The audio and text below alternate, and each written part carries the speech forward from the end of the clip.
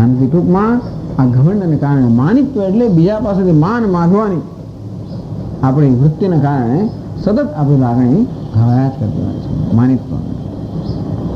એટલે ભગવાન કહે છે કે આ માનિત્વ દૂર કરવો જોઈએ. ટૂંકમાં બીજા પાસેથી માનની અપેક્ષા કે માનનો આગ્રહ ધીમે ધીમે છોડી દેવો જોઈએ. તો ના છૂટે, આગ્રહ કેમ છૂટે? આગ્રહ જેમાંથી જન્મ્યો છે એ કારણ જાય તો જ આગ્રહ જાય, એમને આગ્રહ ના જાય. આપણે જ્યારે સમજીએ કે આ માનનો આગ્રહ અજ્ઞાનમાંથી જન્મેલો છે, મને માનની જરૂર નથી, અને ભાઈ બધા લોકો જેને માન આપે છે એ હું છું. આપણે કે બીજા બધાને કેવું માન મળે, એ જે છે એ જ આત્મા હું છું. ટૂંકમાં પછી આપણે જ્યારે વિચાર કરીએ આપણા સાચા સ્વરૂપનો, ત્યારે ખબર પડે કે ખરેખર આ ઘમંડ સેવવાની કોઈ જરૂર નથી, માન માગવાની જરૂર જ નથી. અને આ રીતે મારી જાતને સતત મારે આત્માના વાસ્તવિક સ્વરૂપ વિશે સભાન કરવી જોઈએ કે જો આ ઘમંડ જ્ઞાનમાંથી જન્મ્યું છે, આ માનિત્વ જ્ઞાનમાંથી જન્મ્યું છે, અને માટે આ માન માગવાની રીત જ ખોટી, વસ્તુ જ ખોટી. અને એટલા માટે તો એના કરતાં સારી વસ્તુ માન આપવાનું શરૂ કરી દે તો વધારે સારું. જો આમે પ્રેક્ટિકલી તમે જોયું તો માન જોઈતું હોય ને તો સારામાં સારો રસ્તો માન આપો. કદાચ માન જોઈતું જ હોય છે તો સારો રસ્તો કયો છે? માન આપવો. આપણે માન આપીશું, આપણે જે આપીશું એ પ્રતિબિંબિત થઈને આપણી પાસે આવશે. પહાડમાં જઈને આપણે ઓમ ઓમ મોટે ઉચ્ચારણ કરીએ તો પ્રતિભાવ કેવો મળે? ઓમ ઓમ. પ્રેમ પ્રેમ એવું મળે. પછી મારો મારો એવું પાછું મળે. ટૂંકમાં આપણે જે જોઈતું હોય આપણે આપવાનું શું કરીએ તો કદાચ પ્રતિભાવ રૂપે આપણે પ્રાપ્ત. જો માન જોઈતું જ હોય તો જીવનમાં શું હોવું જોઈએ? માન આપવાની પ્રથા હોવી જોઈએ. માન આપવું એ સરળ નથી. માન ક્યારે આપી શકીએ? જ્યારે બીજાના સદગુણો આપણે જોઈ શકીએ ત્યારે, બીજાનામાં કંઈક સારું જોઈ શકીએ ત્યારે જ માન આપી શકીએ. અને તે રીતે બીજામાં સારું જોવાની પણ એક આપણે વૃત્તિ કરવાની માનિત્વ. એ સિવાય ઘમંડ શેનો છે માણસને? આપણે વિચાર કરીએ કે શેનો ઘમંડ છે? શું કરી નાખ્યું છે આપણે કર્યું છે શું? આપણી કોઈક સિદ્ધિઓ માટે કે એને માટે ગુણો માટે ઘમંડ હોય ને, પણ આપણે જ્યારે વિચારીએ જીવનની વાસ્તવિકતા ઉપર કે જે વસ્તુ મારો અભિમાન ધરાવું છું, ગર્વ કરું છું, ઘમંડ કરું છું, શેનો? તો મારી બુદ્ધિનો, મારા રૂપનો, મારા ગુણનો, મારા ધનનો, મારી સત્તાનો, આ બધાનો ઘમંડ કરું. તો એ બધું કોણ તેને જે પ્રાપ્ત કર્યું છે કેવી રીતે પ્રાપ્ત કર્યું છે? આ સત્તા હોય, ગુણ હોય, બુદ્ધિ હોય, જ્ઞાન હોય, વિદ્વત્તા હોય, સંપત્તિ હોય, આ બધી વસ્તુઓ આપણે જન્મ્યા હતા તો કશું લઈને આવ્યા જ નથી. એટલે જીવનની વાસ્તવિકતા પર વિચાર કરી જણાશે કે આ બધું આપણને ખરેખર ભેટ આપવામાં આવ્યું. ટૂંકમાં જે કંઈ વસ્તુ આપણે ધરાવીએ છીએ એ બધું ઈશ્વરનો અનુગ્રહ છે. ટૂંકમાં મારી બુદ્ધિ માટે કે મારા બળ માટે કે કશાય રૂપ માટે જો કોઈને યશ જોવો જોઈએ તો યશ કોને જોવો જોઈએ? ઈશ્વરે જોવો જોઈએ. બુદ્ધિ બુદ્ધિમતામસ્મી તેજસ તેજસ્વીનામહમ બલમ બલવતામ ચાહમ. ભગવાન કહે છે બુદ્ધિમાનની બુદ્ધિ હું છું, તેજસ્વીનું તેજ પણ હું છું, બળવાનનું બળ પણ હું છું. તેથી આ બધું ઈશ્વરનો અનુગ્રહ છે, ઈશ્વર આપેલી ભેટ છે.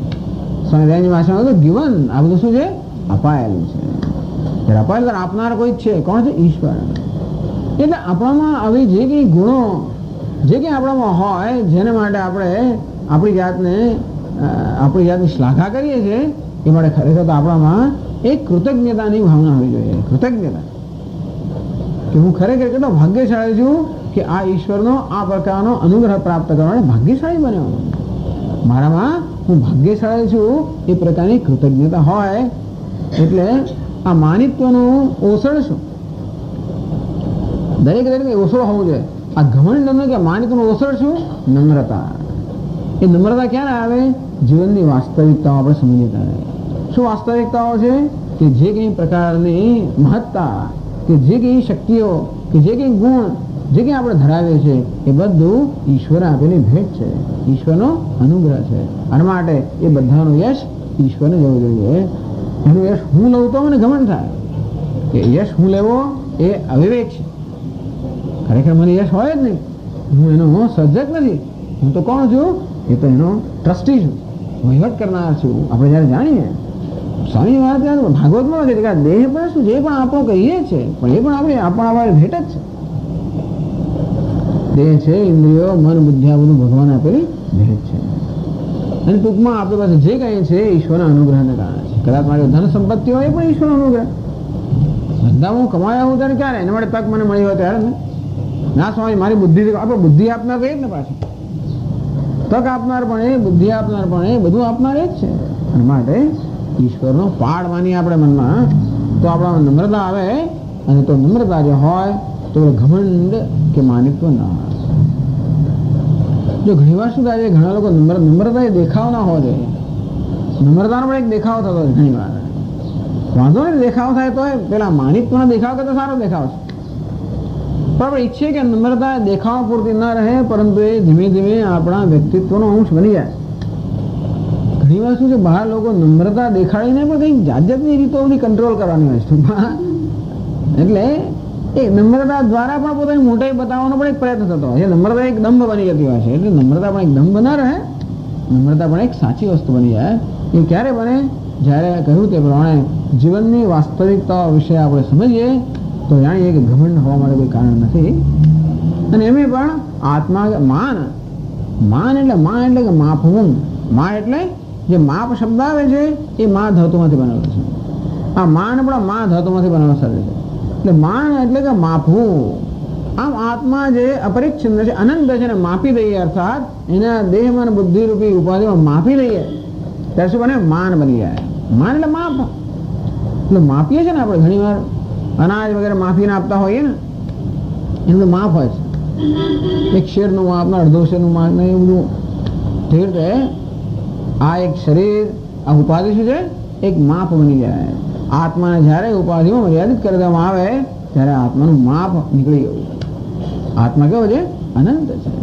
એનું કોઈ માપ જ નથી. એટલે પોતાની જાતને પોતાનું એક માપ હોવું, પોતે આટલો જ છે એ પ્રકારનો ખ્યાલ એ અજ્ઞાનમાંથી જન્મે છે. એટલે જ્યારે જ્યારે મનમાં આ પ્રકારની ઘમંડની માન માગવાની વસ્તુ જન્મે, પણ સ્વામી મને તો માનિત્વ છે જ નહીં. આપણા માનિત્વ છે એ ઘણી ખબર નહીં પડતી. તો મારા માનિત્વ છે ક્યારે ખબર પડે? જ્યારે મારી લાગણી, કોઈના વર્તનથી મારી લાગણી દુભાય તો સમજવું કે મારા માનિત્વ હોવું જોઈએ. મને અપમાનની લાગણી જન્મે, સમજવું કે માનની લાગણી હતી. માનિત્વ તો જ અપમાન થાય ને. અપમાન ક્યારે થાય? આપણામાં જ્યારે માનિત્વ હોય ત્યારે. એટલે જ્યારે અપમાનની લાગણી મનમાં જન્મે, જ્યારે મને લાગણી ઘવાય ત્યારે સારું. આ છે ને ભગવાને રચના સારી કરી છે. ભગવાને આપણા જીવનની અંદર દુઃખ મૂકેલું છે, કે મનનો સંતાપ મૂકેલો છે. એ ખાલી આપણે સજા કરવા નથી મૂક્યો, પરંતુ આપણને કંઈક શીખવાડવા માટે મૂકેલો છે. અંદરથી આપણને અપમાન લાગે કે આપણી લાગણી ઘવાય ત્યારે પણ એ પ્રસંગનો ઉપયોગ કશું શીખવા માટે કરી શકીએ. શું શીખવા માટે કરીએ? કે મને અપમાન લાગ્યું માટે મારામાં માનિત્વ હોવું જોઈએ. એ શું મેં અપેક્ષા રાખેલી? કયા પ્રકારના માનની અપેક્ષા રાખી? જે અપેક્ષા પૂરી ન થવાથી મને અપમાન લાગ્યું, તો મારી અપેક્ષાથી હું પરિચિત થઈશ. ટૂંકમાં જ્યારે મારી લાગણી ઘવાય ત્યારે મારા મનમાં રહેલી અપેક્ષાથી હું પરિચિત થઉં ને, પછી મારી જાતને પૂછ્યું કે અપેક્ષા મારે રાખવી જોઈએ? આ માન છે ને, આ માનિત્વ શેના માટે છે? હું ઘમંડ શેનો રાખું છું? શા માટે બીજા પાસે આ પ્રકારના આદરની અપેક્ષા રાખું છું? હું એ કોણ છું? અથવા તો આજે મારી પાસે આદરણીય વસ્તુઓ છે એ પણ કોને કારણે? ઈશ્વર આપેલી અનુગ્રહ છે. આ મારી માલિકી ઈશ્વરનો અનુગ્રહ છે. મને એનો પાડ માનવું છે. એમ કરીને આપણે જ્યારે જોઈએ કે માનિત્વ આવી રીતે ભ્રમ કે અણસમજમાંથી, અવિવેકમાંથી જન્મ્યું છે. દરેક વખતે મનને દેખાડીએ કે આ માનિત્વ કે ઘમંડની ભાવના અવિવેકમાંથી જન્મે છે, તો એ પ્રશ્ન ઉકેલો કહેવાય. બાકી ઉકેલે જ નહીં. ટૂંકમાં આ બધું અજ્ઞાનમાંથી જન્મ્યું છે. એ આપણે સમજીએ તો જ આપણી સમજ સાચી કહેવાય. બીજી કોઈ પણ સમજ જો પેલા મને માન ના, જો પેલાને કારણે તો બીજાને કારણે, એમ બીજા કોઈને પણ કારણભૂત ગણીએ એનો અર્થ કે આપણી સમજ પરિપક્વ નથી. આપણી સમજ પરિપક્વ ક્યારે થઈ કહેવાય? જ્યારે આપણે સમજીએ કે આ પ્રકારની લાગણી છે, મારી લાગણી ઘવાય એનું મૂળ કારણ અજ્ઞાન. કોનું અજ્ઞાન? આત્માનું અજ્ઞાન. કેવા આત્માનું અજ્ઞાન? જે અમાપ છે, અમાની છે, અનંત છે, અપરિચ્છન્ન છે, એવા આત્માના અજ્ઞાનમાંથી આ જન્મ છે. એટલે આપણે જોઈશું કે અમાનિત્વ આત્માનો સ્વભાવ છે, માનિત્વ એ અજ્ઞાનમાંથી જન્મેલું છે. અમાનિત્વ પછી આગળ કહે છે અદંભિત્વની વાત કરે છે. 317 પાના પર કહ્યું છે. 317 પાના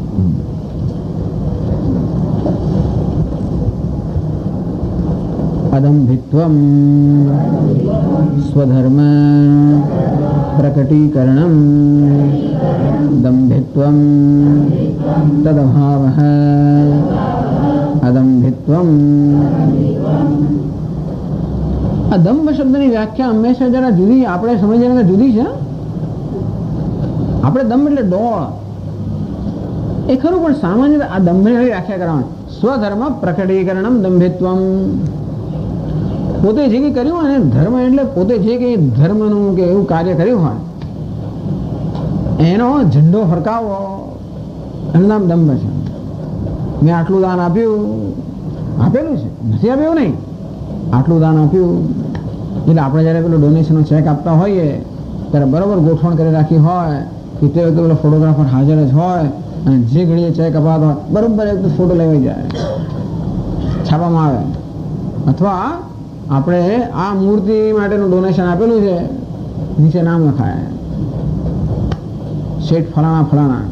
પહેલા વાંચ્યું કે કોની મૂર્તિ આ? મને એમ કે કૃષ્ણ ભગવાનની મૂર્તિ, નામ પેલું નીચે, મૂર્તિ નીચે નામ પેલું હોય ને અંદર, એટલે આપણને કે આની મૂર્તિ હશે, નામ લખાયું. એટલે આખી ખોટું નથી, આ બિચારી જરૂરિયાત છે. આ દંભ પણ છે પોતાના ધર્મને પ્રકટ કરવો, દુનિયામાં પોતાના બણગા ફેંકવા, આ પેલું અંદર છે, માનિત્વ છે ને અંદર છે. હું મારી જાત વિશે વહેમ ધરાવું છું. દંભ એટલે દુનિયામાં મારી મહત્તા પ્રકટ કરું છું. મેં જે કંઈ કર્યું હોય એ બહાર એનો ઢંઢેરો પીટાવો, તેનો ઝંડો ફરકાવો, એનું નામ છે દંભિત્વ. આપણે તો દંભ એટલે ડોળા કહેતા હોઈએ છીએ. આપણે શું કહીએ છીએ કે જે ગુણો આપણામાં નથી એ ગુણો જાણે કે છે એ પ્રકારનું પ્રદર્શન કરવું, નામ દંભ. એ પણ બરાબર છે. લાભ પૂજા ખ્યાત્યર્થમ સ્વધર્મ પ્રકટીકરણમ. લાભ પૂજા ખ્યાતિ, આ દંભ શેના માટે છે? શેના માટે મારી જાતનો ઢંઢેરો પીટાવતો હોઉં છું? મને એમાંથી કંઈક લાભ થાય, મારી પૂજા થાય, મને ખ્યાતિ પ્રાપ્ત થાય, એ બધી એવી વસ્તુઓની પ્રાપ્તિ માટે. અંતો દંભિત્વ અથવા ડોળ, દંભ થાય. અને ગુજરાતીમાં આપણે સમજીએ પ્રમાણે દંભ એટલે જે ગુણો કે લાયકાત કે યોગ્યતા આપણામાં નથી, એ યોગ્યતા છે એ પ્રકારનું પ્રદર્શન કરવું.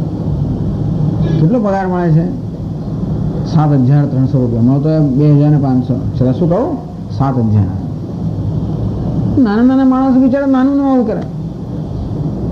જૂઠાણામાં દંભ એટલે હું કંઈક મોટું છું એ જાતની એ પ્રદર્શિત કરવાની જરૂરિયાત પડતી હોય છે. MA PhD ફલાણા ફલાણા, ભલે કોલેજમાં ગયો કે ના ગયો, દેશમાં કોને ખબર પડવાની હતી? આમ આવી જાતનો દંભ થતો છીએ. એના કરતા વધારે સારા દેખાવાનો પ્રયત્ન. ઉંમર તો આટલી થઈ 50 વર્ષ, તો શું 35 વર્ષ 38 વર્ષ, એવું કંઈ. આમ આવી નાની વસ્તુમાં પણ આમ છુપાવવાનો પ્રયત્ન થતો હોય. વાળ આપણા ધોળા થતા હોય એટલે પછી કંઈક પાછું કંઈક કરીએ અહીંયા આગળ છે, જેથી એવું દેખાય નહીં.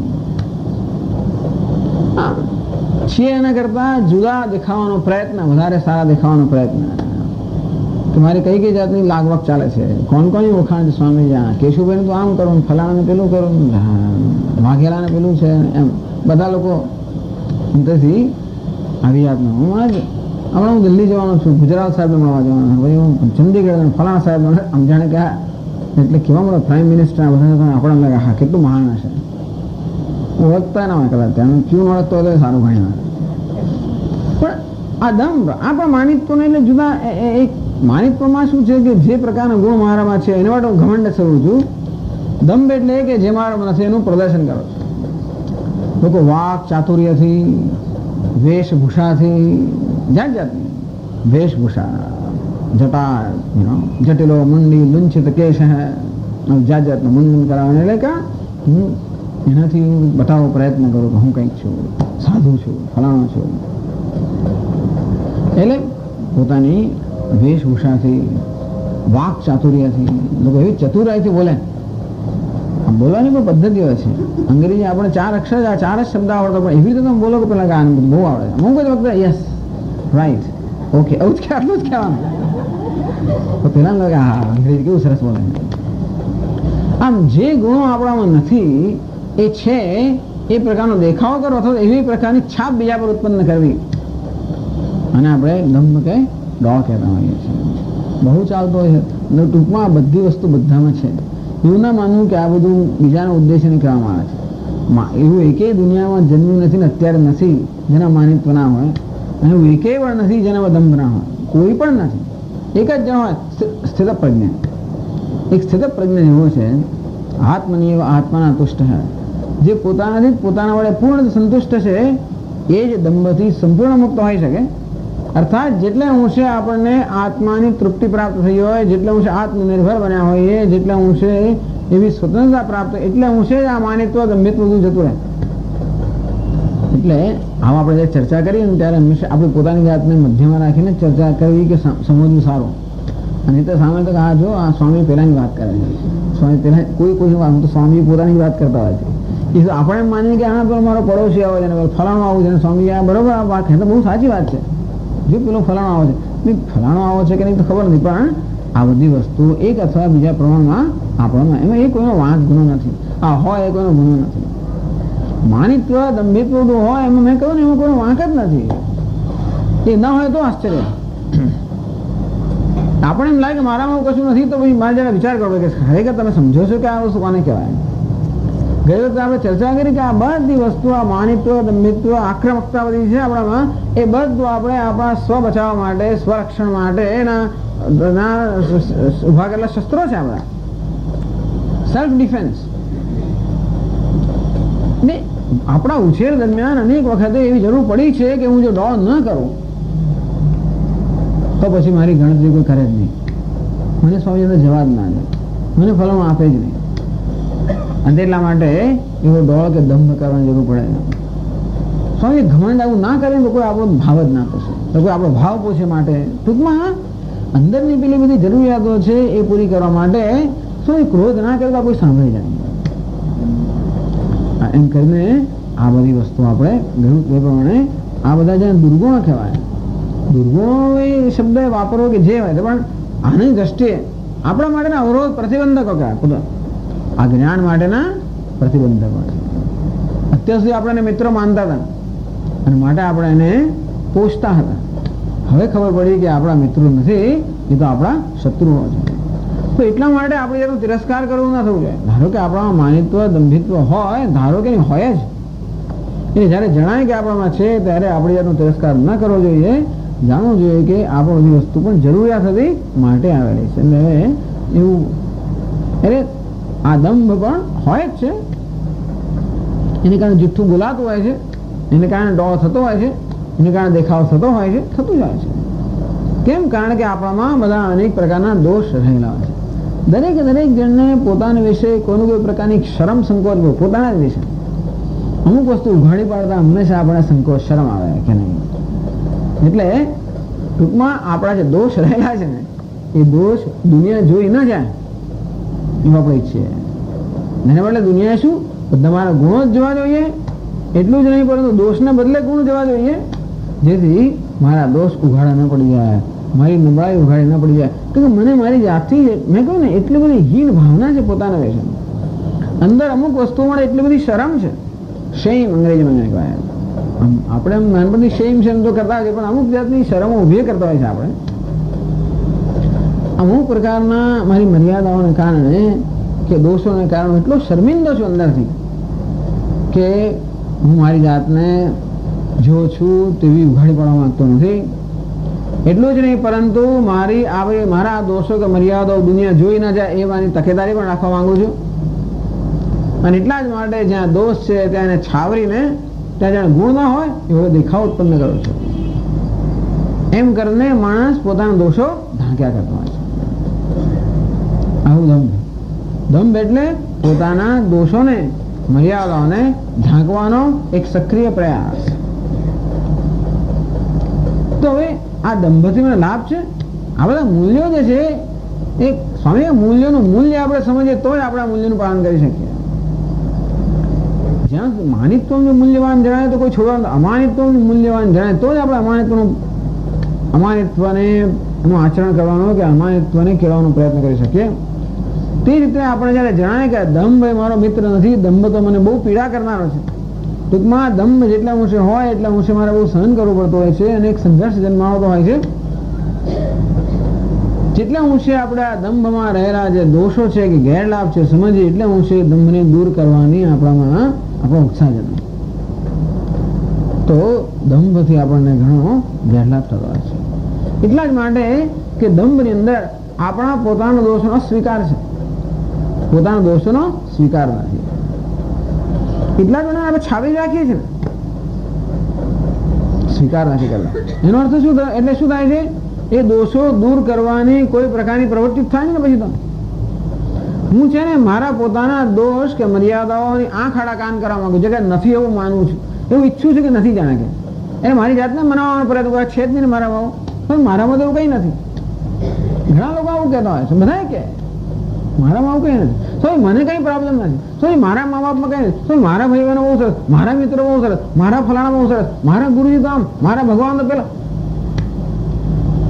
ટૂંકમાં આ બધાની અંદર કશા ને કશી મર્યાદા પ્રશ્ન હોય કે ન હોય, આપણે ઈચ્છીએ છીએ કે ન હોવું જોઈએ, એના માટે હોય તો પણ આપણે આંખ આડા કાન કરીએ, અવગણના કરીએ. તે રીતે આપણામાં રહેલા દોષો જો દુનિયામાં ક્યાંય દંભ નથી. માણસ સિવાય, મનુષ્ય સિવાય આ બધી પ્રોબ્લેમ બીજા કોઈ પ્રશ્ન નથી. કોઈ દુનિયામાં કોઈ જગ્યાએ ડોળ દંભ નથી કે ઊંટને છે તકલીફ કોઈ જગ્યા નહીં કે ભાઈ 18 અંગના વાંકા હોય એટલે બિચારો કે કોઈ પ્લાસ્ટિક સર્જરી કરાવીને કે ઢેકો કઢાવીને ખાય, એ કોઈ તકલીફ નથી. કે ભેંસને એમ થતું હોય કે જો હું તો કાળા રંગની છું તો કંઈક એમાં કંઈક કરું, બ્લીચિંગ કરું કે એવું કંઈ નથી. એ લોકોને આવી કોઈ જાતની સભાનતા નથી, સેલ્ફ કોન્શિયસનેસ. અને એટલા માટે ક્યાંય દોડ દંભ જ નથી ને, જેવા છે તો ફર્યા કરે બિચારા. તમે રસ્તા પર જો અમદાવાદની અંદર એટલે ડુક્કરામથી એમ દોડા કે જેવા છે તેવા જ, કોઈ પ્રકારનો દોડ કે દંભ કર્યા વગર. આ માણસની જાત સિવાય બીજી કોઈ જગ્યાએ દુનિયામાં દંભ કે દોડ છે જ નહીં. દુનિયાના બધા તત્વો પોતે જેવા છે તેવા જ વ્યક્ત થતા હોય છે, કારણ કે આત્મ સ્વીકાર છે. હવે એ લોકો તો અજ્ઞાનને કારણે હોય, પણ આ ક્યારે જાય? આત્મ સ્વીકાર થઈ જાય. આત્મ સ્વીકાર એટલે હું પોતે જેવો છું તેવો મારો સ્વીકાર. કહ્યું ને ઘણી વાર કે આપણે પોતાની જાતને જ પ્રેમ કરતા નથી, આપણે પોતાની જાતનો તિરસ્કાર કર્યા કરતા હોય છે, પોતાની જાતને તરછોડા કરતા હોય છે, કારણ કે મારામાં આવી બધી મર્યાદાના દોષો રહેલા છે. તો કે નહીં, ભલે દોષ રહ્યા હોય, ભલે મર્યાદા રહી હોય, અને છતાં આપણે પોતાની જાતને ન તરછોડીએ. ઉદ્ધરેદ આત્મનાત્માનમ નાત્માનમ અવસાદે. ભગવાન કહે છે કે પોતે પોતાની જાતનો ઉદ્ધાર કરવો જોઈએ અને પોતાની જાતનો તિરસ્કાર ન કરવો જોઈએ, પોતાની જાતને હલકી ન પાડવી જોઈએ. આ મારે મારી દ્રષ્ટિમાં મારી જાતને હલકી ન પાડવી જોઈએ. અર્થાત સમજવું જોઈએ કે આ દોષ એ પણ જગતની જીવનની એક વાસ્તવિકતા છે. ભગવાને જે કંઈ બનાવેલું છે એ બધું ગુણ અને દોષ બેના મિશ્રણમાંથી બનાવેલું છે. એવું કશું નથી જીવનમાં જન્મ્યું હોય, એક વસ્તુ નથી જેમાં કંઈક દોષ ના હોય, અને એકેય વસ્તુ નથી જેમાં કંઈક ગુણ ના હોય. હળાહર ઝેર હોય ને એમાં કંઈક ગુણ છે, જેનો યોગ્ય પ્રયોગ કરવામાં આવે તો ઘણી બધી વ્યાધિ દૂર કરી શકે. અને તે રીતે ગમે તેવું સદગુણી હોય પણ કંઈક તો દોષ હોવાનો જ, એ સિવાય એનું સર્જન શક્ય નથી. ટૂંકમાં આ પ્રકારના આ સૃષ્ટિની આ એક વાસ્તવિકતા છે કે જગતમાં કે જીવનમાં જે કંઈ સર્જાયું છે એ બધામાં ગુણ અને દોષ બંને રહેલા છે. અને માટે મારામાં ગુણ દોષ રહેલા હોય, મારા શરીરમાં પણ રહેલા હોય, મારા મનમાં પણ રહેલા હોય, બુદ્ધિમાં પણ રહેલા હોય. અને તે જાણે કારણે કે મારામાં દોષ છે કે મર્યાદાઓ છે માટે હું મર્યાદાનો તિરસ્કાર કરું એ યોગ્ય નથી.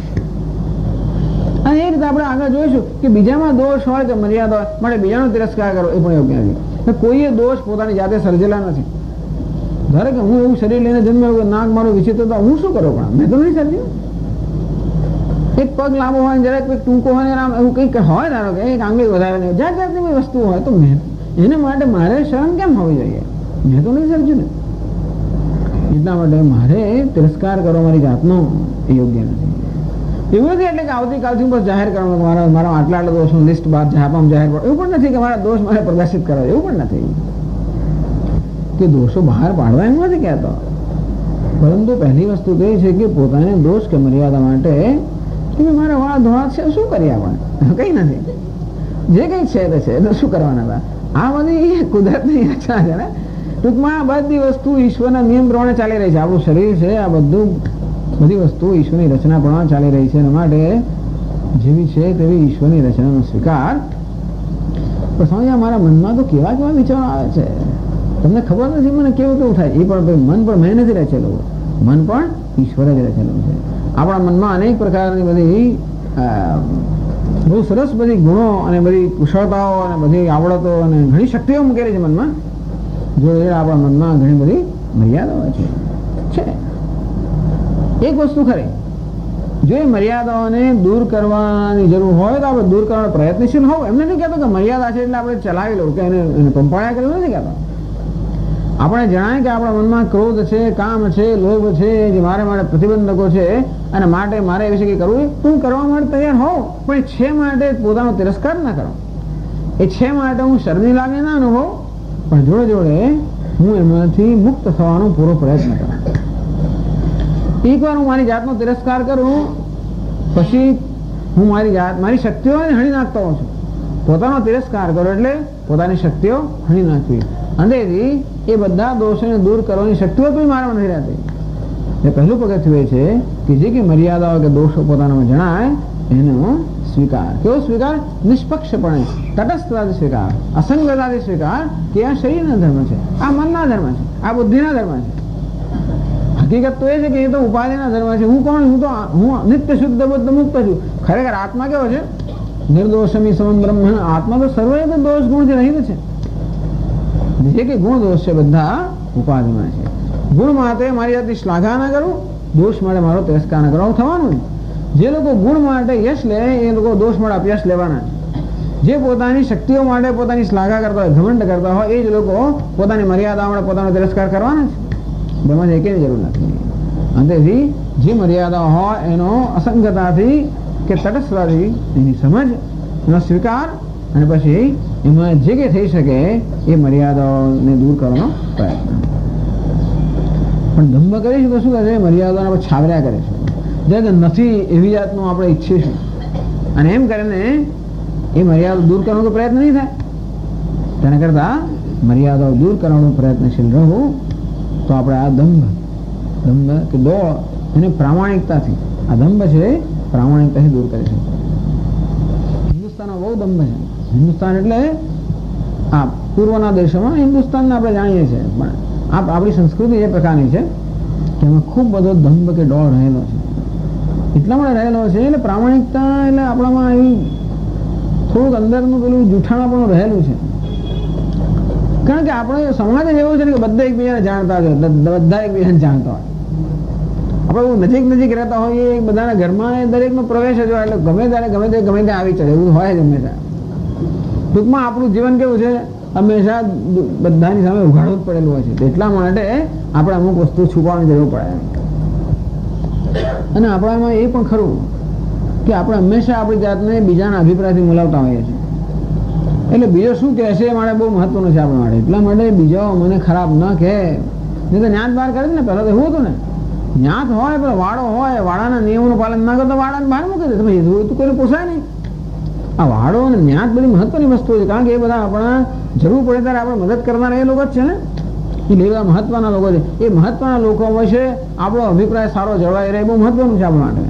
અંતેથી આપણે જેને મહત્વના માનીએ છીએ એમનો આપણા વિશે સારો અભિપ્રાય હોય એટલા માટે આપણે સારા દેખાવું જોઈએ. માટે જે કે આપણી મર્યાદાઓ હોય એ બહાર ન પડે આ પ્રકારનું એક છાવરવાનો સતત પ્રયત્ન, એક પ્રકારની વૃત્તિ આપણે રહેલી છે. એટલે દંભિત્વમ, દંભ એટલે કહો દંભ, ડોળ, પોતાના ધર્મ કે પોતે જે કર્યું હોય ને ગાય બજાવીને આખી દુનિયામાં એનો ઢંઢેરો પીટાવો એ, અથવા તો જે દોષ કે પોતાના મર્યાદાઓ પોતાનામાં છે એનો સ્વીકાર કરવાને બદલે એને છાવરવી અને ત્યાં જાણે પોતાનામાં ગુણ રહેલા હોય એ પ્રકારે પોતાને પ્રદર્શિત કરવી, આમ નામ છે દંભ. એ બહુ સંઘર્ષ ઉત્પન્ન કરે છે. એક દડો કોઈ મને પૂછે કેટલો પગાર, તો કે 7,300, પછી બે દડા બીજો પૂછે તો 6,500. જવાબ આપો સારો કે યાદ રાખવું પડે કે પેલાને શું કહ્યું, પેલાને શું ના કહ્યું. પ્રામાણિકતા જયારે જીવનમાં ન હોય ત્યારે બહુ સંઘર્ષ જન્મતો હોય છે. તેથી આ બધા સંઘર્ષમાંથી મુક્ત રહેવા માટે પણ આ દંભ કે ડોળ એ બહુ મોટી વસ્તુનો ત્યાગ થવો જોઈએ. અને આત્મજ્ઞાન માટે આત્માને તો આપણે જાણી શકીએ જ નહીં આવો દંભ હોય ત્યાં સુધી, કારણ કે આપણા મનમાં એવો સંઘર્ષ રહ્યા જ કરવાનો. એટલે ભગવાન કહે છે અદંભિત્વમ, અમાનિત્વમ અદંભિત્વમ. ઘમંડનો અભાવ, દંભ કે ડોળનો અભાવ. એકની અંદર શું હોવું જોઈએ? નમ્રતા હોવી જોઈએ. નમ્રતા હોય, વિનય જયારે આપણામાં હોય, નમ્રતા હોય ત્યારે આપણા દંભ અને માનમાંથી, ઘમંડમાંથી દૂર રહી શકીએ. ઓકે. પૂર્ણમદઃ પૂર્ણમિદં પૂર્ણાત પૂર્ણમુદચ્યતે પૂર્ણસ્ય પૂર્ણમાદાય પૂર્ણમેવાવશિષ્યતે. ઓમ શાંતિ શાંતિ શાંતિ. શંકરં શંકરાચાર્યં કેશવં બાદરાયણં સૂત્રભાષ્યકૃતૌ વંદે ભગવन्तौ પુનઃ પુનઃ. ઈશ્વરો ગુરુરાત્મેતિ મૂર્તિભેદવિભાગિને વ્યોમવદ્વ્યાપ્તદેહાય દક્ષિણામૂર્તયે નમઃ. ઓમ શાંતિ શાંતિ શાંતિ. હરિ ઓમ. શ્રી ગુરુભ્યો નમઃ. હરિ ઓમ.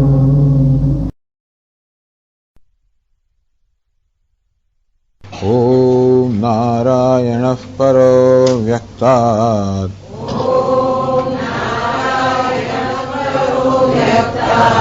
અંડમવ્યક્તસંભવम्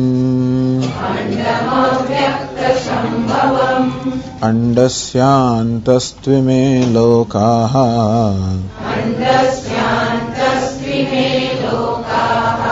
સપ્તદ્વીપા ચ મેદિની.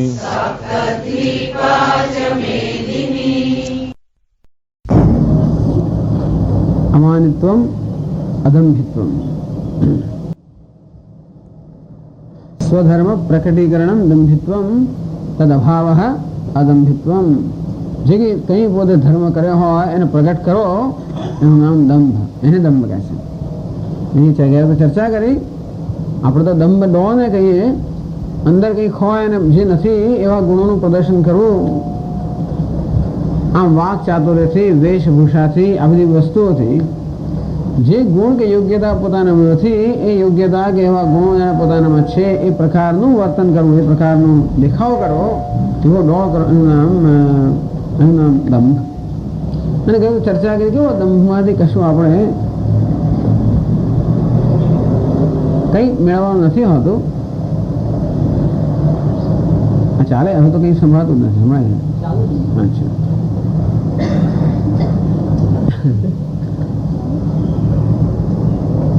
એટલે આવો દંભ કરીએ અર્થાત જે નસીનો દેખાવો કરીએ તો તાત્કાલિક કશો લાભ થાય ખરો. અર્થાત તાત્કાલિક કશીક ઘણી વાર આપણે દંભ કેમ કરવો પડતો હોય છે? આપણે એમ્બેરેસમેન્ટ અથવા ઘણી વાર આપણે સંકોચ ના થાય એવી જાતના પણ પ્રસંગો ઊભા થતા હોય છે. એવા પ્રશ્નો પૂછી નાખે ને કે આપણે આમ સંકોચ થાય. ટૂંકમાં અંદર જે વસ્તુ છે એ બહાર પાડવાનો જ્યારે સમય આવે ત્યારે ઘણી વાર બહુ સંકોચ આપણે થતો હોય છે. આપણને આપણા પોતાનું જે શરમ આવતી હોય જે કોઈ વસ્તુની, એ જ્યારે બહાર પડવાનો પ્રસંગ આવે ત્યારે આપણને બહુ સંકોચ થાય. મને એવું લાગતું હોય કે મને મારી આવક બરોબર છે નહીં, અથવા મને બહુ ઓછો પગાર મળે છે, એવી જાતની લાગણી મારામાં હોય. કોઈ શું પગાર મળે ધારો અને હિન્દુસ્તાનમાં તો આમ જાહેરમાં જ પૂછી નાખે આપણને. એવી કોઈ પણ વસ્તુ મળે આપણને સંકોચ છે આપણી જાત મળે. એને હજારો એ વસ્તુ હોય જેના માટે આપણને સંકોચ હોય છે. મેં કહ્યું પ્રમાણે કોઈને પોતાના વિશે બહુ અંદરથી ઊંચો ખ્યાલ હોતો નથી. સેલ્ફ એસ્ટીમ અર્થાત આત્મગૌરવનો બહુ મહાન અભાવ હોય છે સામાન્ય રીતે મનુષ્યમાં. ભલે બહારના લોકો મારું ગમે તેવું ગૌરવ કરતા હોય, અંદરથી મને મારા વિશે બહુ ગૌરવ હોતું નથી. એટલા જ માટે કે મારા ઘણા બધા દોષથી હું ખૂબ સભાન છું. સેલ્ફ કોન્શિયસ, આપણા પોતાની દોષ કે મને વધારે પડતી સભાનતા, બહુ શરમ કે સંકોચ જે હોય છે. કારણ કે પોતાની જે બધી મર્યાદાઓ છે, નબળાઈઓ છે, એનાથી આપણે ખૂબ સભાન હોઈએ છીએ અને એ વસ્તુ આપણે પસંદ હોતી નથી. એનું કારણ તો બહુ સરળ છે કે ઉપાધિની અંદર અહમભાવ હોવાને કારણે હંમેશા મને આ પ્રકારની નબળાઈઓ, અલ્પતાઓ જણાતી હોય ને. કારણ કે ઉપાધિમાં તો ગમે તે કરીએ તો પણ હંમેશા મર્યાદા રહેવાની જ. ગમે તેનું શરીરને આપણે પૂર્ણ કરીએ ને, ગમે તેનું મજબૂત બનાવીએ, બળવાન બનાવીએ, બુદ્ધિને ગમે તેની તેજસ્વી બનાવીએ, ટૂંકમાં ઉપાધિને ગમે તેટલી આપણે મરમ્મત કરીએ અને છતાં હંમેશા મર્યાદિત રહી જવાની નથી. જ્યાં સુધી ઉપાધિમાં અહમભાવ છે ત્યાં સુધી માણસ ક્યારે પણ મર્યાદાની લાગણીથી મુક્ત રહી ના શકે.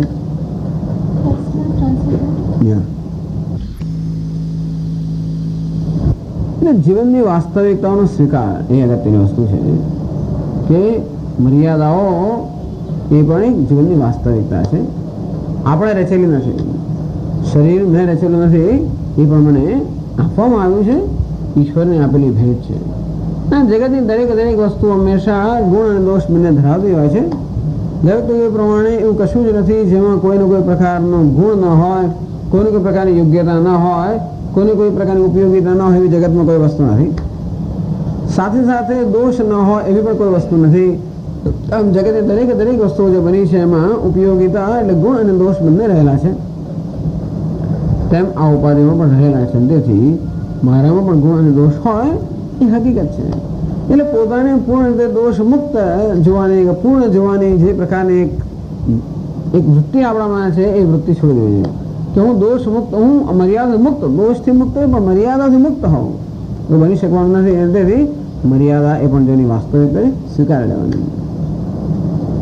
એમાંની કોઈ મર્યાદા દૂર કરવા જેવી લાગે તો જરૂર પ્રયત્ન કરવાનો. એવું નથી કે સ્વીકારી લીધે એટલે શું કરવાનું જ નહીં. આમ શરીરના સ્તરે, મનના સ્તરે, લાગણીના સ્તરે, કોઈ પણ સ્તરે જે મર્યાદાઓ છે, જે આપણને ખૂબ સંતાપ આપતી હોય કે જેની આપણે ખૂબ સભાનતા હોય, એના વિશે આપણે કરી શકતા હોય જરૂર પ્રયત્ન કરીએ. અર્થાત જે મર્યાદાઓ છે એ બધું મુક્ત થવાનો સભાન પ્રયત્ન આપણે કરીએ, પણ શરમથી નહીં, પરંતુ વાસ્તવિકતાનો સ્વીકાર કરવો. અને આ રીતે પોતાની જાતનો સ્વીકાર મહત્વની વસ્તુ છે.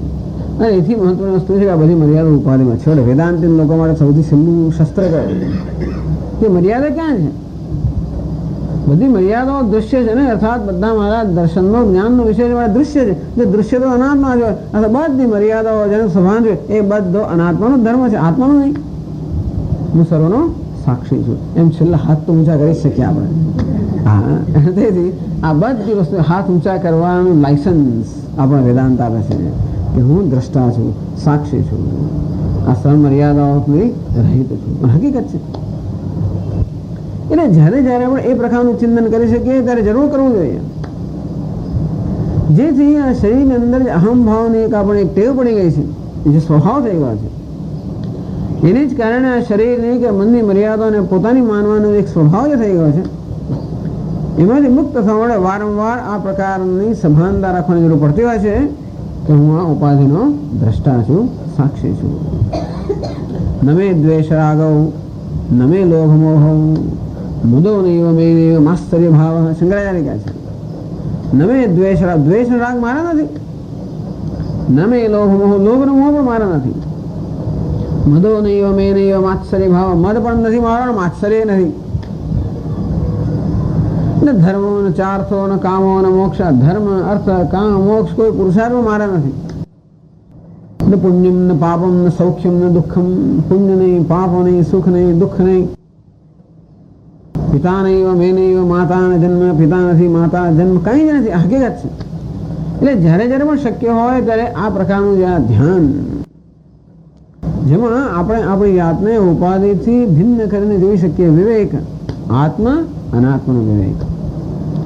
એના જે સ્વભાવ છે ઉપાધિમાં અહમ ભાવ ધરાવવાનો, અને એ રીતે ઉપાધિના ધર્મનો આત્મા પર અધ્યારોપ કરીને પોતાના પર ઓઢી લેવાનો. પેલા કોઈ બેસતી પાઘડી પહેરેલી, એના જેવી પાઘડી જ પહેરી લીધેલી છે. ટૂંકમાં જે બધી ઉપાધિની મર્યાદાઓ છે ને આપણે ઓઢી લીધેલી છે, એ સ્વભાવ થઈ ગયો છે. તેથી એમાંથી મુક્ત થવા માટે આ પ્રકારના ધ્યાન જ્યારે પણ શક્ય હોય ત્યારે આપણે કરવું જોઈએ. પણ ઘણી વાર એ કામમાં નથી લાગતું હતું. લાગણીના સ્તરે એવી લાગણીઓ અંદર જન્મ જોયું કે આવું સ્વામીજી હું કામ રડતા કોઈ કે હું દુઃખ નથી ને સુખ લેવું થઈ છે, એવું થાય. અને તે વખતે આ મર્યાદાનો સ્વીકાર, આ મર્યાદા છે તો શું થઈ ગયું? એની મારે શર્મિંદાઓની શું જરૂર છે?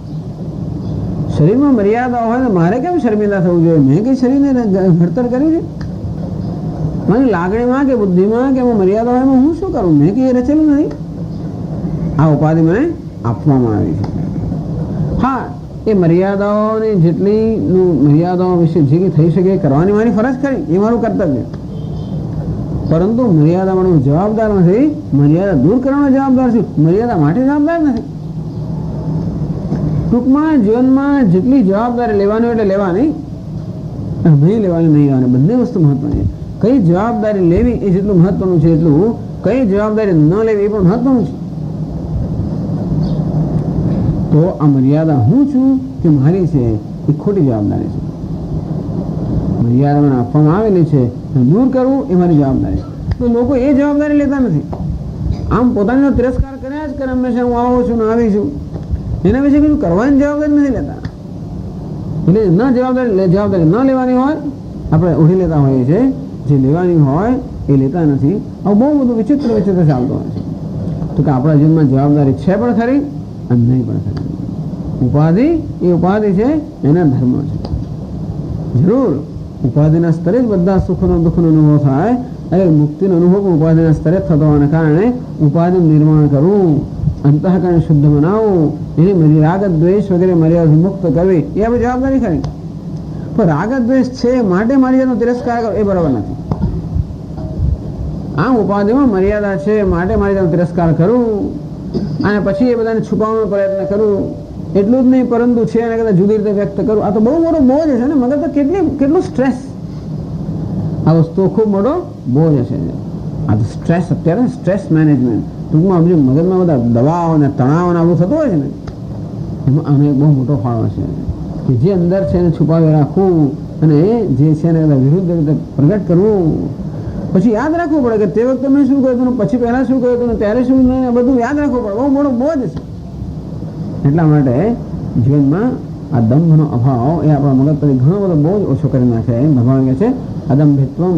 અને તો જ આપણું મન જીવનની વાસ્તવિકતાઓ સ્વીકારીશું તો આપણે ખબર પડશે કે આત્માની વાસ્તવિકતા આપણે જાણી શકીશું. જો ઉપાધિની વાસ્તવિકતાઓ સ્વીકારીશું તો આત્માની વાસ્તવિકતા પણ આપણે જાણી શકશું. અને તો જ એ મન જ્ઞાનમાં તૈયાર થાય. એટલામાં ભગવાન અદંભિત્વમ એનો જ્ઞાનના મૂલ્યમાં સમાવેશ કરે છે. પછી આવે છે અહિંસા. જો ભાષ્યમાં શું કહે છે 317 પાને પણ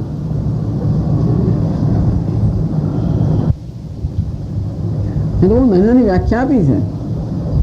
અહિંસા અહિંસનમ પ્રાણિનામ અપીડનમ. બસ આટલી હિંસાની વ્યાખ્યા. પ્રાણિનામ અપીડનમ અહિંસા. હિંસા કોને કહેવાય? કાય વાંગ મનોભિ પ્રાણિનામ પીડનમ હિંસા. કાયાથી, વાણીથી, મનથી કોઈ પણ પ્રાણીને પીડા પહોંચાડે એનું નામ હિંસા. તેષામ વર્જનમ. તો આ પ્રકારની હિંસાનું વર્જન કરવાનું નામ છે અહિંસા. ટૂંકમાં કાયાથી, મનથી કે વાણીથી કોઈ પણ પ્રાણીને પીડા ન પહોંચાડવી એનું નામ છે અહિંસા. તો પ્રાણીને પીડા કેમ પહોંચાડવી? પીડા પહોંચવાની જરૂર શું છે? બીજા લોકોને પીડા પહોંચાડવાની જરૂર શું છે? કેમ માણસ બીજાને પીડા પહોંચાડતો હશે? અને એક માણસ જેવો છે જે બીજા પ્રાણીને પીડા પહોંચાડતો હશે. જગતમાં માણસ સિવાય બીજો કોઈ હિંસા કરતો નથી. આપણે જોઈએ છે કે સારા સ્વામી શું વાત કરો છો, ચોમાસાની પેલી ઘર હોય તો શું તમે રાત્રે જુઓ તો પટ પટ પટ પટ કેટલી હિંસા કરતી હોય છે. આ બિલાડી ચારે બાજુ જોતી હોય છે, ઉંદરનો ખિસકો ચારે બાજુ નજર કરે. હિંસા નથી થતી? તો કે ના, એ હિંસા નથી, એ તો એમનો સ્વભાવ છે. એટલે ભગવાને એમને સ્વભાવ આપેલો છે કે દરેક પ્રાણીમાં આ પ્રકારની એક સૂઝ આપેલી છે કે પોતાનો ખોરાક ક્યાંથી મેળવવો. આહાર, નિદ્રા, ભય, મૈથુન. આ પ્રકારના સ્વાભાવિક આવેગો પ્રાણી માત્રમાં રહેલા છે. અને એ આવેગોનો કેમ તૃપ્ત કરવા એની સૂઝ પણ પહેલેથી આપેલી છે ભગવાને. આહાર કેમ પ્રાપ્ત કરો, નિદ્રા, ભયમાંથી કેમ પોતાનું રક્ષણ કરવું, મૈથુન ઇન્દ્રિયોની તૃપ્તિ કેમ મેળવવી, આ પ્રકારની સૂઝ જન્મ પહેલેથી હોય છે. એમના માટે કોઈ સ્કૂલોની કે ટ્રેનિંગ કોલેજ જરૂર નથી પડતી. આપણે કેમ ખાવું એ સૂચના પણ આપવી પડે. અત્યારે આ જવાનો સમય છે, અહીં બેસીને ખવાતું હશે, આ ખવાતું હશે. કોઈ દિવસ કૂતરા બિલાડાને કહેવું જ ના પડે. ખરેખર શું ખાવું એનું પણ અમને જ્ઞાન છે, ક્યારે ખાવું એનું પણ અમને જ્ઞાન હોય છે, કેવી રીતે ખાવું એનું પણ જ્ઞાન હોય છે. એ કશું આપણો તથા અભૂત જન્મતો હોય છે. કેવી રીતે ખાવું એ ખબર નથી, શું ખાવું એ ખબર નથી. નાના છોકરાઓ શું ખાતા હોય છે એટલે કશું જ્ઞાન નથી. તો આ બધું કેળવણી આપણને આપવાની જરૂર હોય છે. હવે કોઈ કેળવણી બીજા પ્રાણીઓને આપવાની જરૂર નથી હોતી. અને એટલા જ માટે બીજા બધા પ્રાણીઓ, મનુષ્ય જે જીવો છે બધા આ પ્રકારે પોતાના સ્વભાવથી વર્તતા હોય છે. એ સ્વભાવ પણ ઈશ્વર એમનો મૂકેલો હોવાને કારણે એ ક્યારેય પોતાના સ્વભાવનું અતિક્રમણ કરતા નથી. અને તેથી ઈશ્વરે મૂકેલા સ્વભાવ પ્રમાણે વર્તા હોવાને કારણે આપોઆપ જ ઈશ્વરની જે નિયતિ છે કે ઈશ્વરની સંવાદિતા છે એ પ્રમાણે જ એ લોકોનું વર્તન હોય છે.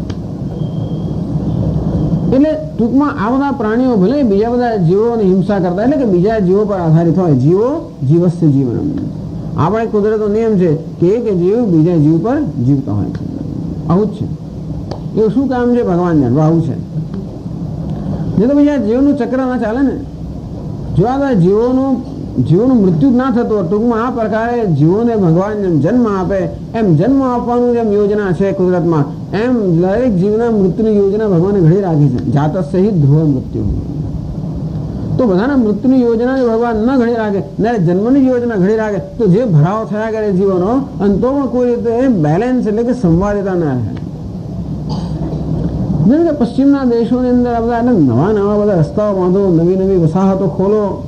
એટલે જ્યાં પહેલા આપણે પણ જ્યાં પહેલા જીવ જંતુઓ અને પ્રાણીઓ નિવાસ કરતા હતા, ત્યાં માણસો નિવાસ કરવા મળે, ત્યાં બધા નવા નવા રસ્તા બનાવે જંગલોમાંથી. પેલા હરણ ને બધા પ્રાણીઓ તો બિચારા ત્યાં આપણે જેમ કૂતરા રખડ્યા કરે છે.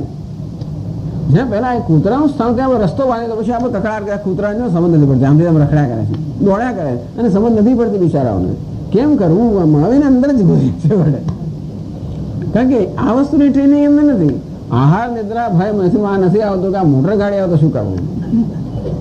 અંતે રીતે ધારો કે અમેરિકા જે દેશમાં પેલા હરણ બિચારા એ લોકોને ખબર ના પડે કે શું ચાલે છે. એટલે ટૂંકમાં હાઈવે બાંધી દો આપણે તો એકદમ હરણનો જવાનો રસ્તો છે, બિચારી જગ્યા જ કરે. હવે આ લોકો શું કહ્યું કે રસ્તા પર આપણે જતા હોઈએ અને તેથી આપણી સલામતી જળવાય એટલા માટે જે કે હિંસક પ્રાણીઓ હતા બધાને એ લોકોએ શું કરી નાખ્યા.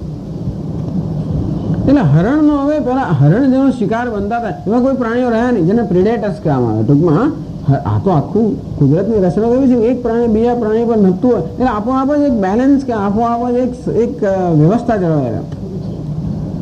પરંતુ પેલા બધા પ્રાણીઓ શું કહ્યું, હા ફૂડ ચેઇન, આ બરાબર છે, એ આખી તો એક સાંકળ છે જળવાય ને. પણ એમાંથી આપણે એ આખી ચેઇન એ સાંકળવા છે એમાંથી એકાદ બે જણને દૂર કરી નાખ્યા. એટલે હરણને ખાનારું કોઈ દઉં, હરણનો ભરાવો થઈ ગયો એટલે શું આખો દાડો હાઈવે દોડ્યા કરે બિચારો, અને વચ્ચે આવ્યા કરે, એક્સિડન્ટ થયા કરે. એટલે આ લોકો ગુસ્સે થયા કે હરણને મારી નાખો. હરણને ભગવાને હરણના જન્મની જે વ્યવસ્થા કરી તે મૃત્યુની વ્યવસ્થા ભગવાને કરી હતી. તો એ વ્યવસ્થામાં આપણે વિક્ષેપ પડે ને. ખેતરમાં બહુ બધા સાપ હતા, બધા સાપને મારી નાખો અને પછી ઉંદરનો જે ત્યાં આગળ વધારો થઈ ગયો પછી ખબર પડી કે આ સાપ પણ એક આપણું કામ કરતા હતા. આમ જો ભગવાને કરેલી રચના છે એમાં આપણે દખલગીરી ન કરીએ તો બધી વ્યવસ્થા જવાય રહે. પણ આ માણસ જ્યાં જ્યાં દખલગીરી કરવાનો જ માણસ સ્વભાવ છે.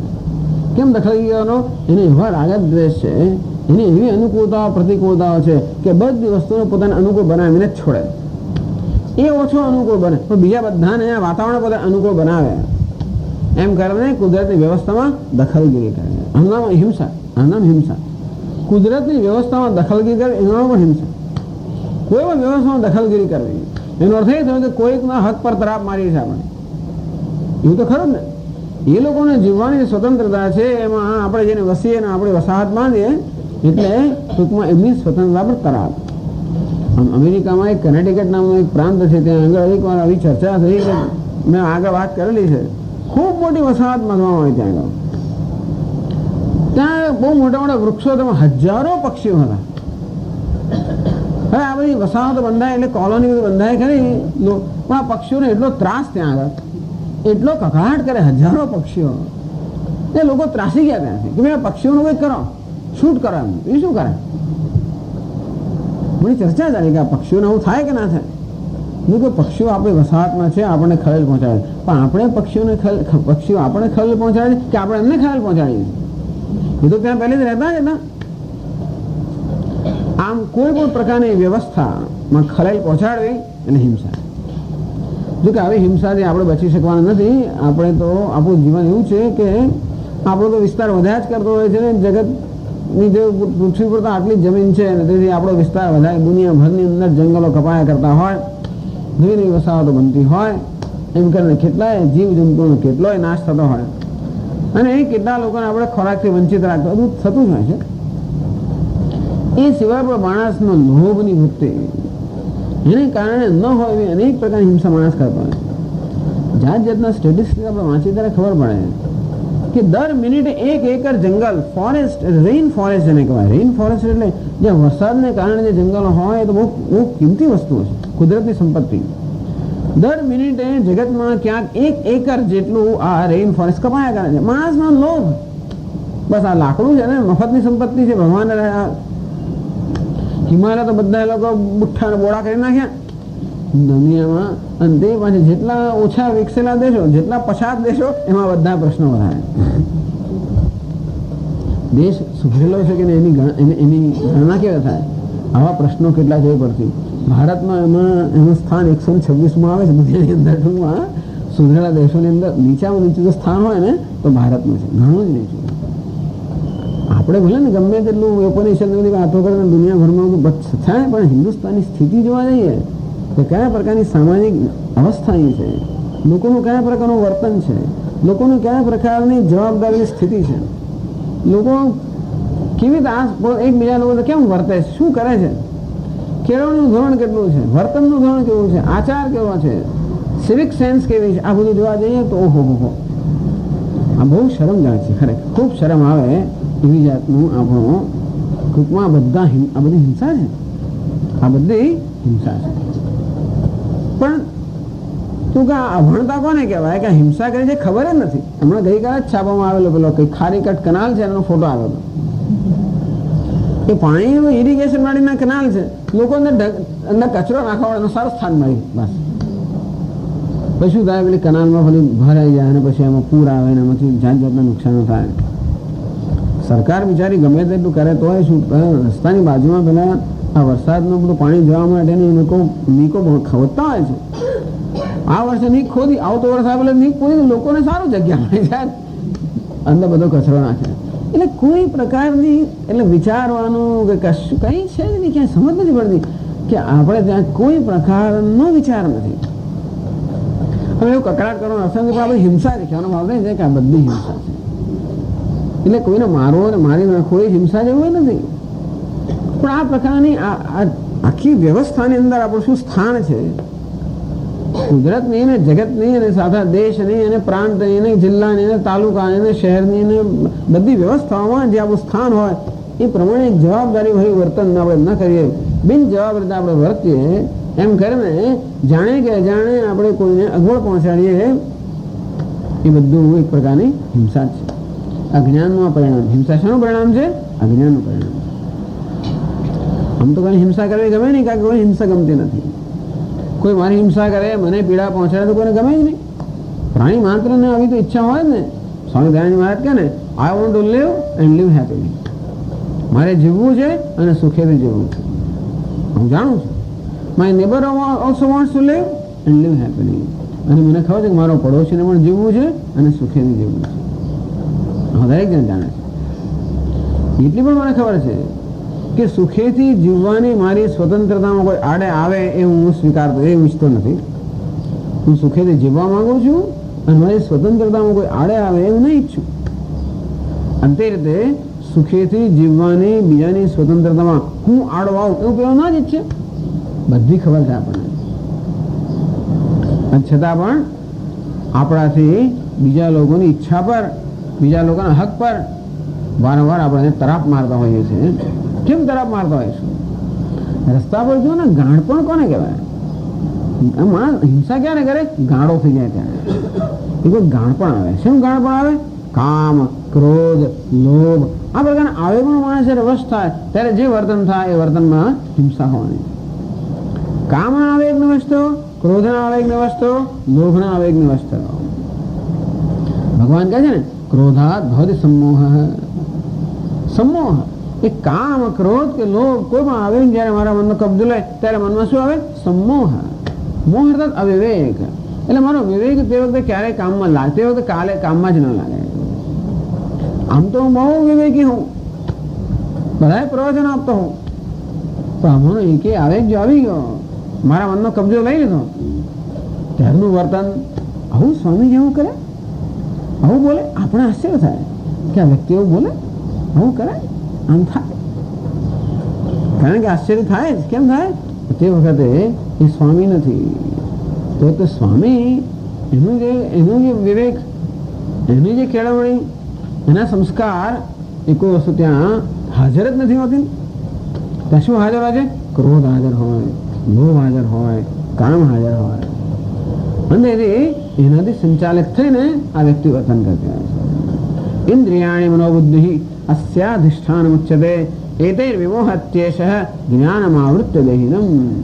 આ કામ ભગવાન ત્રીજા અધ્યાયમાં કહે છે ને, કામ એટલે એમાં ક્રોધ લોભ બધું આવી જ જાય. ઇન્દ્રિયાણી મનોબુદ્ધિ અસ્ય અધિષ્ઠાન મુચ્યતે. આ કામ ક્રોધ વગેરે ક્યાં રહેલા? ઇન્દ્રિયમાં રહ્યા છે, મનમાં રહેલા છે, બુદ્ધિમાં રહેલા છે. એતૈ વિમોહયતિ એષ. આ કામ ઇન્દ્રિયો દ્વારા, મન દ્વારા, બુદ્ધિ દ્વારા આનો અને વિમોહ કર્યા જ કરે છે. ટૂંકમાં અને વારંવાર મોહમાં નાખી દે છે. જ્ઞાનમ આવૃત્ય દેહિનમ. એનું વિવેક જ્ઞાન છે ને આવૃત્ત કરીને આ દેહી કે આ જીવ કે અહંકાર છે એને વારંવાર મોહમાં નાખી દે છે. હિંસા કેમાંથી જન્મે છે? આવેગોમાંથી જન્મે છે. આવેગાત્મક વર્તનમાંથી હિંસા જન્મે. આપણું વિવેકપૂર્ણ વર્તન હોય તો હિંસા ન જન્મે. વિવેકપૂર્ણ વર્તન. હિંસામાંથી મુક્ત રહેવા માટે વિવેકની આવશ્યકતા છે. તો વિવેક ક્યારે કરી શકીએ? આપણને જ્યારે આપણામાં સમજ કે જ્ઞાન હોય ત્યારે. એવા ખરો બધું વિવેક લાંબુ વિચાર્યું એટલે વિવેક આપણામાં છે એવો કઈ નિયમ નથી. બહુ લાંબુ વિચાર્યા પછી પણ માણસો જાત જાતના કામ કરતા હોય છે. બહુ બધું વિચારીને પછી છેવટે નક્કી કરે ભાઈ બહુ લાંબો વિચાર્યો, વર્ષ સુધી વિચાર્યો પછી ટેકો ખટાવી લો, મોટો વિચાર કરે, ટેકો ના હટાવો છો, આમ કરો. બધો વિચાર સ્વાર્થથી થતો હોય તો એવું નથી કે હિંસા ના થાય. પેલી તો કથા ખબર છે ને, સ્વામીજી કે બધા ને ખબર છે, પેલો માણસ ગામડામાં રહે અને રોજ સવારમાં એના ઓટલામાં બેસીને દાંતણ કરતો હોય. એક સરસ ગાય પસાર થતી હોય, મોટા શિંગડા વાળા, બહુ સુંદર શિંગડા એના. અને છે કે આ કેટલે આનું માપ કેટલું હશે? એવું બસ બેઠા વિચારતા કે આનું કેટલું માપ હશે? એને માપ એની અંદર બે શિંગડા વચ્ચે જગ્યા છે ને માપવી કેવી છે? મહિના સુધી વિચાર કરે. મહિનાના અંતે પછી એને નિશ્ચય કે ચાલો માપવાનો એક પદ્ધતિ શોધી કાઢી. છોડે એ પછી એક દિવસ ગાય સવાર આવી એટલે જવું હું આ બધું પસાર થવું છું કે નહીં? આમ આપવા નથી. ગાય આવી એ તો ગાય પર કૂદ્યો અને પછી છોડે એને માથું અંદર નાખ્યું શિંગડામાં પકડીને, અડધો અને ગાય એકદમ ચમકી. અને પછી ગાય દોડી આખા ગામની અંદર પ્રદર્શન થયું. ભરાઈ જાય બહાર પણ ના નીકળાય અને પાછી જવાય નહીં, આગળ પણ ના જવાય. ટૂંકમાં આખો મહિનો વિચારમાં આવો નિર્ણય લેવો. એટલે એવો નિયમ નથી કે વિચારવા માટે આપણે સાચા નિર્ણય લઈએ, એવો નિયમ નથી. સાચો નિર્ણય લેવાનો આપણો વિવેક હોવો જોઈએ. એ માટે આપણામાં સ્વાધ્યાય હોવો જોઈએ, સત્સંગ હોવો જોઈએ, શાસ્ત્રનું જ્ઞાન હોવું જોઈએ. ઋતમ વધિષ્યામી સત્યમ વધિ ઋતમનું જ્ઞાન હોવું જોઈએ. એટલે આપણને જ્ઞાન હોવું જોઈએ કે જીવનમાં આપણું શું સ્થાન છે, જીવનની કેવી રચના છે, કેવી વ્યવસ્થા છે, જગતમાં કેવી એક સંવાદિતા છે, કેવો આપણે પણ એક સંવાદિતાના વ્યવસ્થાનો એક ભાગ છે. અને આપણું વર્તન પણ એ સંવાદને અનુરૂપ હોવું જોઈએ. મેં કહ્યું પ્રમાણે મનુષ્યેતર જે જીવો છે એનું વર્તન તો આપોઆપ જ સંવાદને અનુરૂપ હોય છે, કે ભગવાન એ પ્રકારે જ એમના મનની રચના કરેલી છે. અને એ વ્યવસ્થા કે સંવાદિતાનો કોઈ પણ રીતે એનો ભોગ આપવો અથવા એનો તિરસ્કાર કરવો એ પ્રકારની સ્વતંત્રતા એમને છે જ નહીં. અને એમનું સ્વાભાવિક વર્તન પણ એ કુદરતની વ્યવસ્થાને અનુરૂપ હોય છે. એક મનુષ્ય જેવો હોય જે આ સંવાદનો ભંગ કરે, કે ભગવાન એને શું આપ્યું છે? સ્વતંત્રતા આપી છે. એને એક બુદ્ધિ આપી છે, વિવેક બુદ્ધિ, જેમાં એ વિવેક કરી શકે. ટૂંકમાં એને નિર્ણય લેવાની કંઈક સ્વતંત્રતા આપી છે. જેને પુરુષાર્થ કહીએ છીએ. માત્ર પ્રારબ્ધ જ નથી. મનુષ્યેતર જીવો છે માત્ર પ્રારબ્ધથી સંચાલિત છે, એમનો પુરુષાર્થ નથી. ત્યારે મનુષ્ય પૂરેપૂરો પ્રારબ્ધથી સંચાલિત નથી, એનામાં કંઈક પુરુષાર્થની સ્વતંત્રતા, સ્વતંત્ર નિર્ણય લઈ શકે છે. એટલા માટે એની બુદ્ધિ જે છે એ બુદ્ધિમાં ભગવાને સ્વતંત્રતા આપી, જોડે બુદ્ધિમાં ખૂબ બધી શક્તિઓ આપેલી. મનુષ્યમાં સર્જનાત્મક બહુ બહુ સુંદર શક્તિઓ આપેલી છે. એ શક્તિઓના કારણે મનુષ્ય કેટલી ઉન્નતિ કરેલી છે. બીજા પ્રાણીઓ જેવા છે તેવા જ રહ્યા છે, પણ મનુષ્ય મહાન ઉન્નતિ કરેલી છે. એટલું જ નહીં, પરંતુ કુદરતના પરિબળોને પણ પોતાને જાણે તાબે ન કર્યા હોય. આમ કુદરતના પરિબળોને પણ કેમ પોતાના અનુકૂળ બનાવવા, એ બધા પ્રકારની બુદ્ધિ મનુષ્યમાં છે.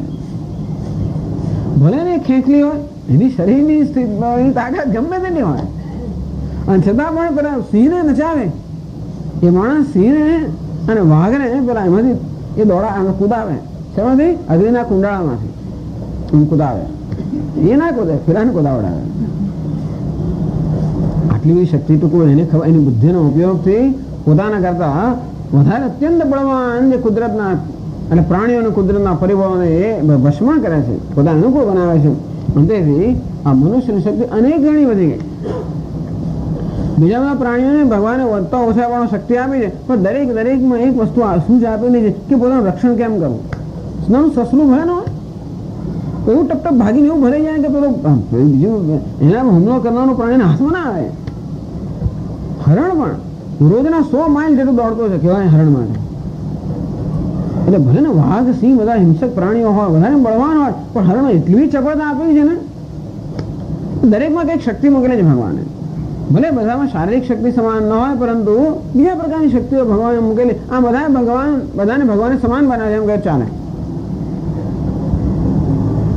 અને તેથી એ લોકો કુદરતના ક્રમનો ભંગ નથી કરતા, પણ મનુષ્યમાં ભગવાને વિશેષતા આપી છે. એવું હોવાને કારણે એને એ મહાન શક્તિશાળી છે. એની શક્તિ અનેક ઘણી વધી જાય. એટલા જ માટે વિવેકની મહાન જરૂર પડે.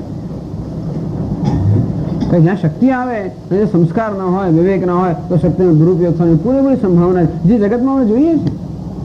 તો મનુષ્યની શક્તિનો સદુપયોગ ખૂબ થયેલો છે. મનુષ્યની શક્તિઓથી માનવ જાતનું જગતનું ખૂબ કલ્યાણ થયેલું છે, શંકા નથી. પણ જો જોડે જ્યાં સંસ્કાર નથી, એવી શક્તિઓથી માનવ જાતની હાનિ પણ એટલી જ થયેલી છે. અને તેથી મનુષ્ય હાનિ કરી શકે છે, હિંસા કરી શકે છે, એ પ્રકારની સ્વતંત્રતા એને છે. ટૂંકમાં બીજા મનુષ્યેતર પ્રાણીઓની હિંસા કરવાની સ્વતંત્રતા જ નથી. જ્યારે મનુષ્યને હિંસા કરવાની અર્થાત આ જગતની વ્યવસ્થા કે જગતનો ક્રમ છે, એમાં ભંગ પાડવાની સ્વતંત્રતા ભગવાને મનુષ્યને આપી છે. શું કામ આપી છે ભગવાને? શેને પણ આપી છે? એટલે સ્વતંત્રતા એટલા માટે આપી છે કે મનુષ્ય પોતાની આધ્યાત્મિક ઉન્નતિ કરી શકે. એવી સ્વતંત્રતા બીજા બધા નથી. જો પોતાનો અર્થાત મનુષ્યનો વિવેક હોય તો પોતાની શક્તિનો ઉપયોગ કરીને બહુ ઉન્નતિ કરે, પોતાનું પણ કલ્યાણ કરે અને અન્યનું પણ કલ્યાણ કરે, આવી સંભાવના છે. પરંતુ એ પ્રકારનો વિવેક ન હોય તો એ બીજાનો વિનાશ કરે અને પોતાનો વિનાશ કરે. એટલે અહિંસા એ બહુ જ મૂલ્ય બની જાય છે. અહિંસા પ્રાણીનામ અપીડનમ, કાય વાંગ મનોભી પ્રાણીનામ અપીડનમ. તો પ્રાણીને પીડા ન પહોંચાડવી, અર્થાત કુદરતનો જે નિયતિ છે, ક્રમ છે, એનો ભંગ ન કરવો. બહુ મુશ્કેલ વસ્તુ છે, સરળ નથી. કોઈ વ્રત સરળ નથી આવાનું, પણ અહિંસા તો જરાય સરળ નથી. ખૂબ સાવધાની માંગેલા છે. દરેક સંજોગોમાં કુદરતનો શું ક્રમ છે. અને આ બોલવામાં પણ કેટલી બધી સાવધાની રાખવી પડે.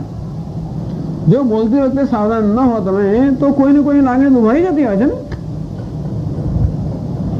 બે રીતે, એક તો બોલવામાં સાવધાની, વિવેક ન હોય તો પણ, અથવા આવી રીતે પ્રવચન આપતી વખતે પણ કદાચ ક્રોધના કે એવા કે આવેગમાં આવી ગયા તો તમે એવું બોલાઈ ગયા જેથી બીજાની લાગણી દુભાય.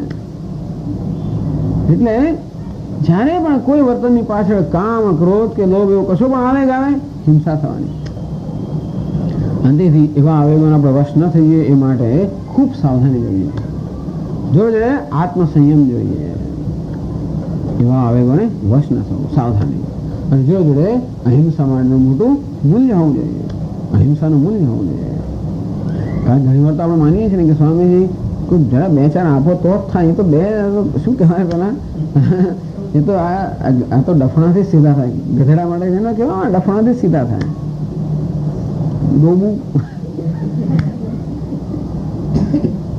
તો ઘણા લોકોને માન્યતા હોય છે કે એ સિવાય તો લોકો સાથે કામ લેવાય જ નહીં. સ્વામીજી લોકો કંઈ કામ કરે જ નહીં. એટલે ખરેખર તો લોકો આક્રમક વર્તન કરવું, પોતાનો અધિકાર બીજા પર જમાવવો, પોતાનામાં જે શક્તિ છે એ પ્રકારે બીજાનું નિયંત્રણ કરવાનો ઉપયોગ કરવો, દુનિયા આને તો બહુ સિદ્ધિ માને છે ને. ટૂંકમાં આ વસ્તુને અત્યારે બહુ બહારની દુનિયા બહુ મહત્વ છે કે શક્તિનો ઉપયોગ કેમ કરવો. શક્તિનો ઉપયોગ તો ભગવાને શક્તિ આપી છે બીજાનું રક્ષણ કરવા માટે, બીજાનું પાલન કરવા માટે આપી છે. તો મોટે ભાગે મનુષ્ય પોતાની શક્તિનો ઉપયોગ બીજાનું શોષણ કરવામાં, નિયંત્રણ કરવામાં કરતો હોય. એવું ના કરો તો આગળ વધારે જ નહીં. તમારે બીજાનું નિયંત્રણ ના કરો, બીજાનું શોષણ ના કરો, બીજા પર દાબ દબાવ ના રાખો, જરા આમ થોડો અધિકાર ના જમાવો, થોડું દોમ શું કહેવાય ને એવું ના રાખો તો કામ ચાલે જ નહીં. એ માન્યતાને કારણે બધા લોકો પોતાની શક્તિનો અપયોગ, આ બધાને હિંસા કરી દેવાય છે. એટલે કેવી રીતે પોતાની શક્તિઓનો સદુપયોગ થાય, અર્થાત બીજાના હિત માટેનો ઉપયોગ થાય, બીજાનું શોષણ કરવા માટે નહીં. તો એ કે સરળ છે. બીજાનું સ્વામી બીજાનું હિત જો કરે તો આપણું ક્યારે થાય, આપણું શું થાય? પછી મુખ્ય વસ્તુ એ છે ને કે મારું શું. આમ અમને એક મૂલ્યનું પાલન કરવું હોય તો બીજાની લાગણી તો બહુ જ માન આપવું પડે. આપણે જયારે એમ કહીએ કે બીજાના હક પર તરાપ ન મારવી, તો બીજાના શું હક છે જાણે તો તરાપ ન માનીએ ને. કોઈ લાગણી ન દુભાવે પણ એવું ક્યારે હોય? કોઈ લાગણી છે જાણતો તો ન દુભાવાય ને. એટલે કોઈ લાગણી ન દુભાવે તો લાગણીથી આપણે સભાન થવું પડે. કોઈના હક પર તરાપ ન મારે તો હકથી સભાન થવું પડે. સેન્સિટિવિટી. માણસ પોતાની લાગણીથી સભાન નથી હોતું ને ઘણી વાર. તો એટલા બધા આપણે કઠોર થઈ ગયા હોય